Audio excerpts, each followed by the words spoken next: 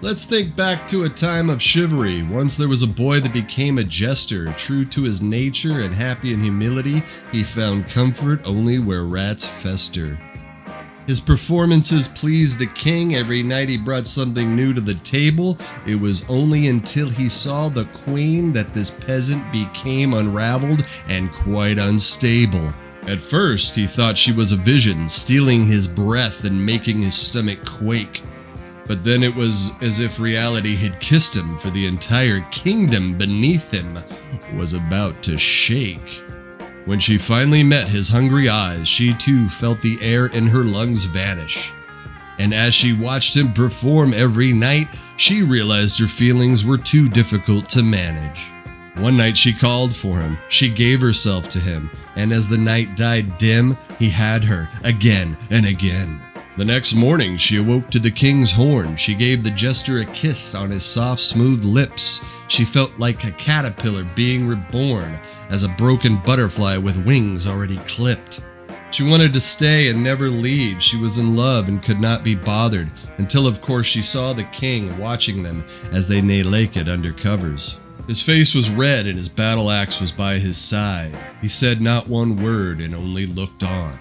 The jester looked down and the queen began to cry. Then the king came forward and commanded him gone. His guards grabbed the peasant and took him away.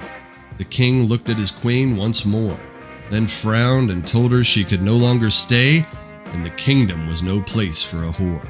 He grabbed her by the arm and threw her out of the bed. He screamed at her over and over to leave.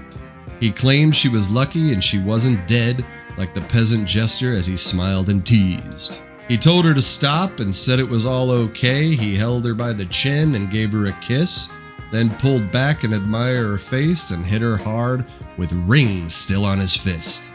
He commanded his guards to take her to the depths and walked over to see the silken sheets.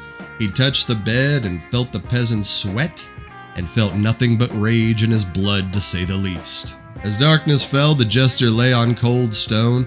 His cell was rank and smell of death and decay. At first he thought for sure he was all alone, until he heard her sweet voice just across the way. The queen appeared with the keys to the cell. She said it was her kingdom and the king was just a fraud. When she was done with him, he will wish for hell and pray for a quick death and cry for the help of God. She unlocked the door. He came out timid and feared it was a trick. He fell down to the floor and he kissed her feet. She picked him up quick. "Stop," she yelled and gave him a kiss, opening her mouth and touching her tongue to his. He felt radiance and complete bliss and stood back angry when he saw what the king had did. She assured him not to worry. She wanted him to suffer forever. So what was the real hurry, as long as he and her were together? The jester calmed himself down as he looked at the queen, and she stole his breath still with her broken face. Such a beautiful creature, such a delicate thing.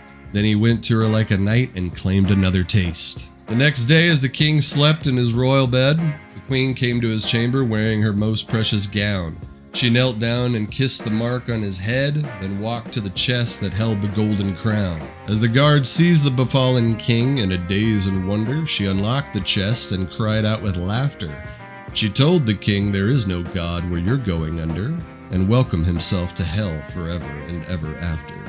Later that night, she called for her peasant. He came to her with one single rose. She blushed as she accepted his present and felt her body tingle down to her toes. They lay with their hearts in unions and minds at ease.